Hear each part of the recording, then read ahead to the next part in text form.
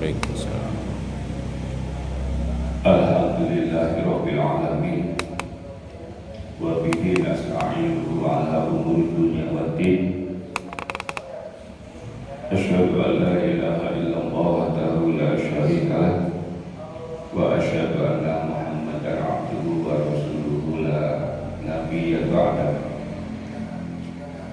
Allahumma shalli wa sallim wa barik ala abdika wa rasulika Muhammadin wa ala alihi wa ashabihi wa man tabi'ahum bi ihsanin ila yaumiddin. Amma ba'du. Hadirin jamaah salat subuh yang dirahmati Allah Subhanahu wa taala, mari kita bersyukur kehadirat Allah Subhanahu wa taala atas segala limpahan nikmat, taufik dan hidayah yang senantiasa Allah curahkan kepada kita sekalian, termasuk pagi hari ini. Alhamdulillah Allah masih memberikan kesempatan, memberikan kesehatan, memberikan kemampuan dan kemauan untuk kita sehingga bisa hadir di masjid ini dalam rangka melaksanakan salah satu kewajiban kita, melaksanakan salat subuh secara berjamaah. Salawat dan salam senantiasa dimohonkan kepada Allah Subhanahu wa taala atas junjungan kita Rasulullah Muhammad sallallahu alaihi wasallam. Ibu bapak yang dirahmati Allah, masih ingat kisah ketika Allah Subhanahu wa taala menciptakan manusia pertama, yaitu Adam alaihissalam, yang lalu Allah berikan kemuliaan kepada Adam berupa potensi akal pikiran. Allah katakan wa allama Adama asma'a kullah, dan Allah memberikan ilmu kepada Adam, Allah memberikan pengetahuan kepada Adam asma'a kullah, nama-nama semuanya, pengetahuan tentang semuanya. Jadi Adam itu manusia paling pintar dalam sejarah peradaban manusia. Kenapa? Karena Allah memberikan pengetahuan kepada Adam tentang semua nama-nama itu.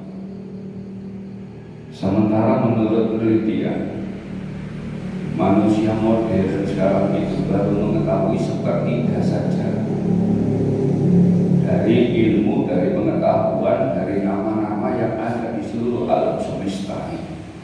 Sementara Nabi Adam sudah mengetahui semua. Dan ketika kemudian Allah tanyakan nama-nama itu kepada malaikat, malaikat tidak bisa jawab. Tetapi ketika ditanyakan kepada Adam, Adam bisa menyebutkan semuanya itu. Lalu Allah perintahkan kepada malaikat dan iblis, malaikat, iblis, sujud kamu kepada Adam, hormat kamu kepada Adam.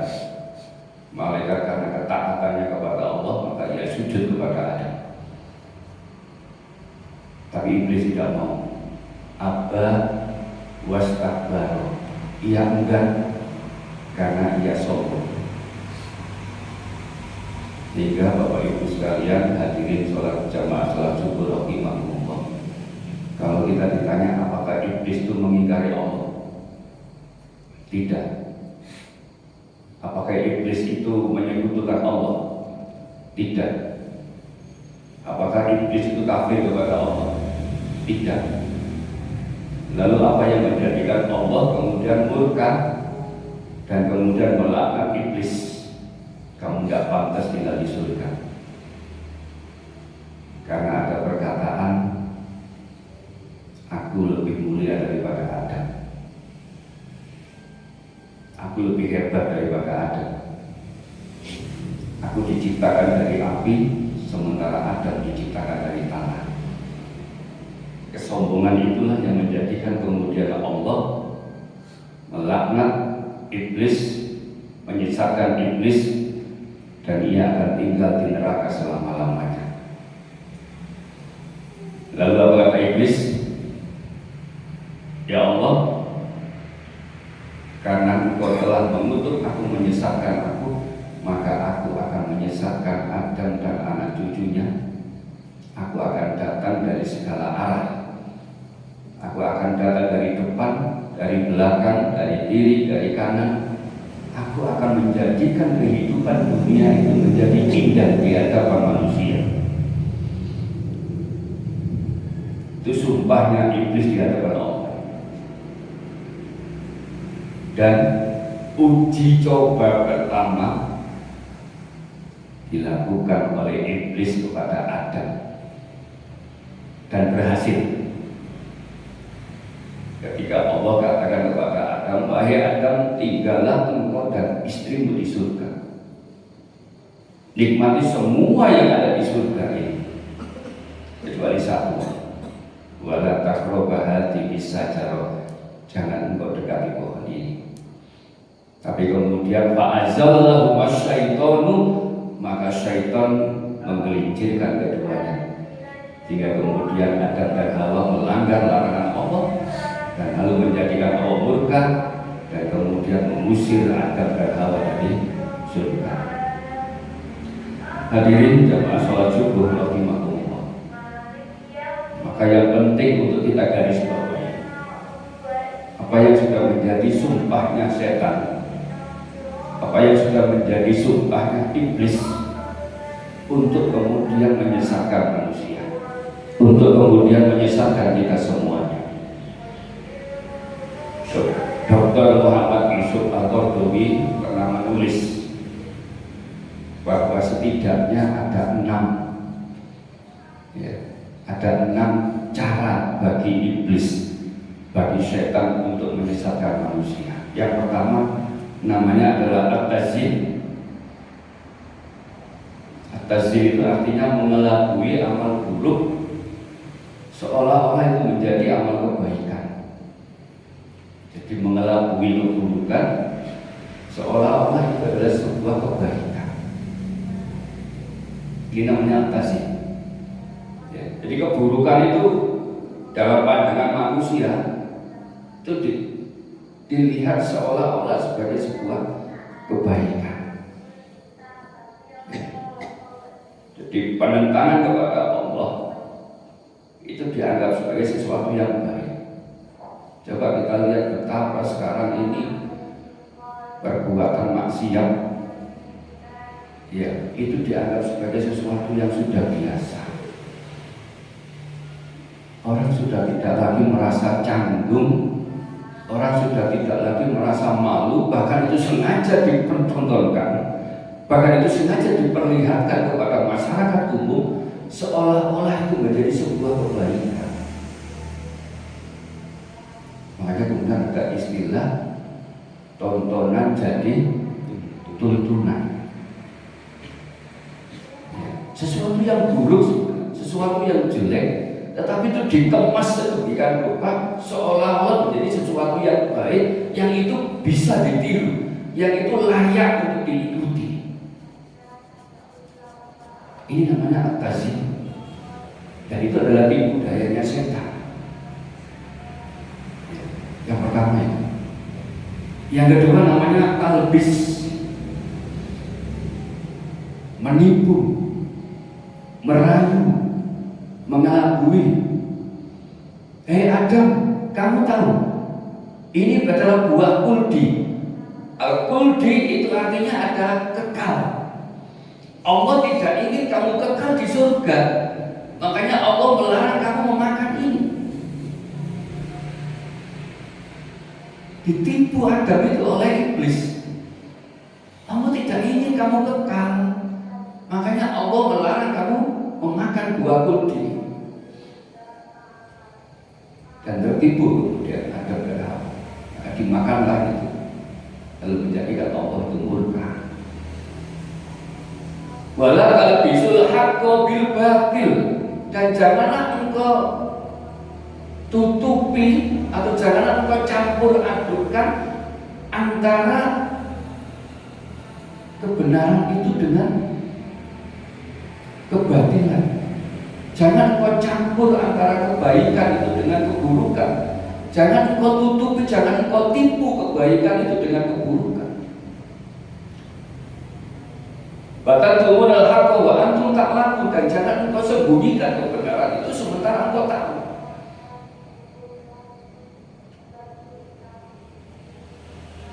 Takbir sebuah masjid ingin membangun masjid. Gimana ini supaya kita bisa menggalang dana, sehingga supaya rencana kita membangun masjid ini bisa kita laksanakan, mengumpulkan masyarakat, mengumpulkan massa. Oke, ya apa caranya supaya masyarakat bisa kita kumpulkan? Gampang. Sekarang tuh yang lagi tren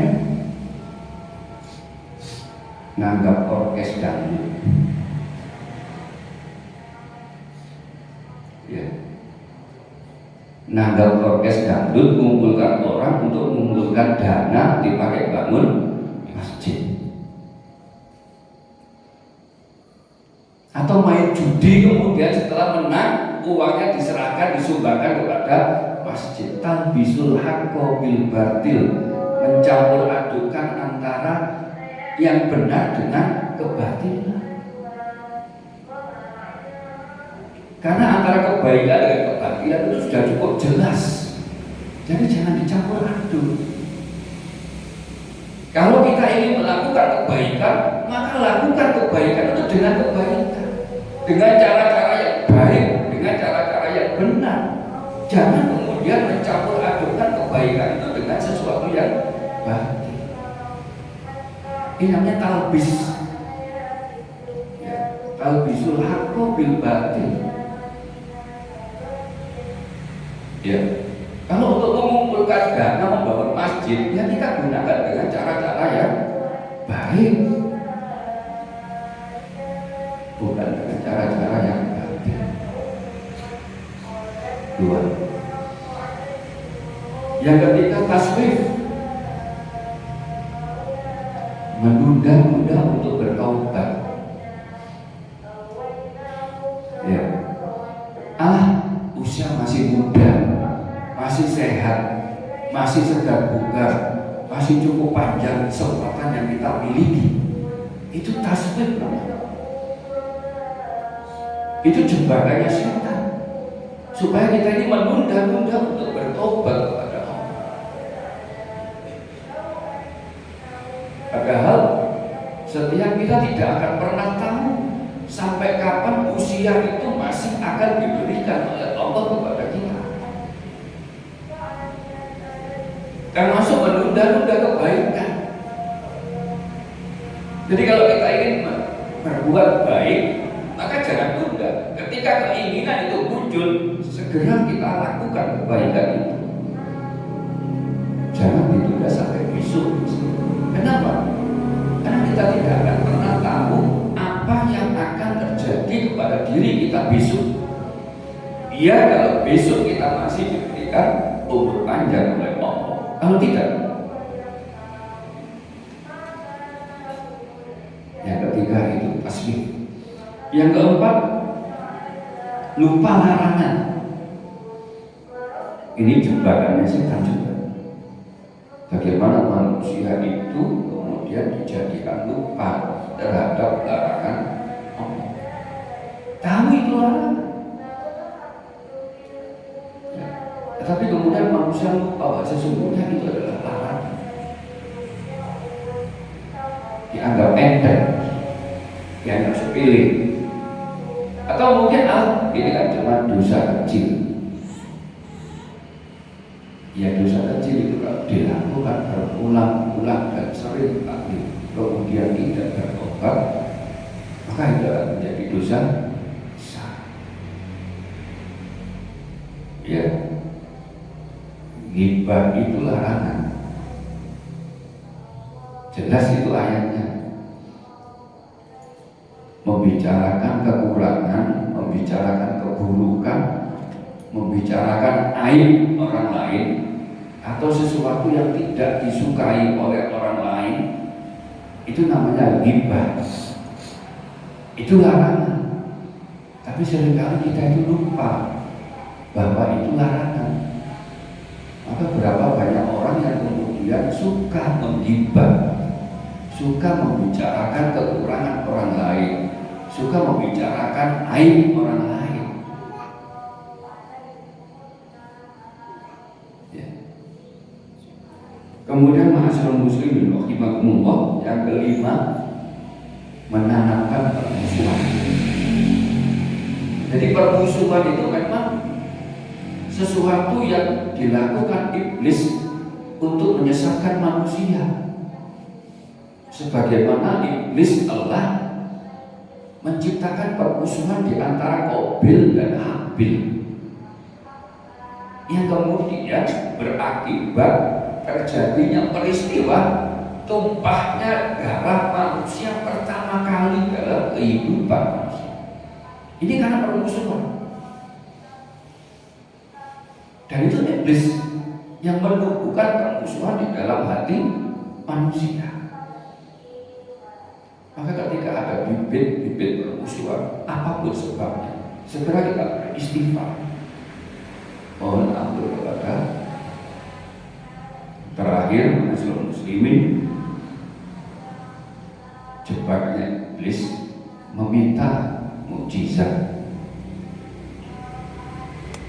Ya, Rasulullah itu pernah ditawarkan oleh iblis untuk apa? Untuk membuat semisal Al-Quran, membuat ayat-ayat sendiri, karena melihat begitu luar biasanya ayat-ayat Al-Quran itu ditawarkan oleh iblis untuk membuat itu. Apa kata Rasulullah? Ini adalah sesuatu yang betul-betul hak, yang benar, berasal dari Allah Subhanahu wa Ta'ala, yang tidak mungkin kemudian bisa dibuat oleh manusia. Jadi ma'asyiral muslimin, kita jangan lalu berpikir memiliki kehebatan, memiliki keistimewaan, memiliki sesuatu yang menakjubkan, yang itu di luar pertimbangan akal manusia. Oh, saya kepingin bisa berjalan di atas air. Oh, saya bisa kepingin hilang sholat Jumatnya di Mekah. Oh, saya kepingin ini. Yang sesuatu yang itu sesungguhnya adalah sesuatu yang di luar akal manusia, yang tidak mungkin dilakukan oleh manusia secara normal. Maka itu adalah bantuan dari setan, dan setan itu bermaksud untuk menyesatkan manusia. Ya. Karena sesuatu yang diperoleh dengan cara-cara tertentu, yang itu kemudian bisa melakukan sesuatu di luar akal manusia, itu pasti ada campur tangan dari setan. Dan setan itu berusaha untuk menyesatkan manusia. Setan itu berusaha untuk menjauhkan manusia dari dalam Allah Subhanahu wa Ta'ala.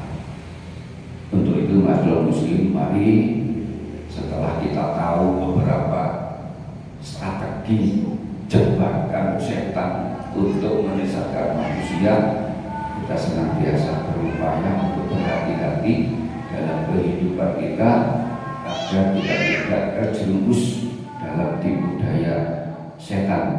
Kenapa? Karena lakum aduwwum mubin. Setan itu adalah musuhmu yang paling nyata. Karena ia musuh, maka kita perlakukan ia betul-betul sebagai musuh, bukan sebagai teman. Aku qouli hadza wa astaghfiru billahi taufiq wal hidayah. Assalamualaikum warahmatullahi wabarakatuh.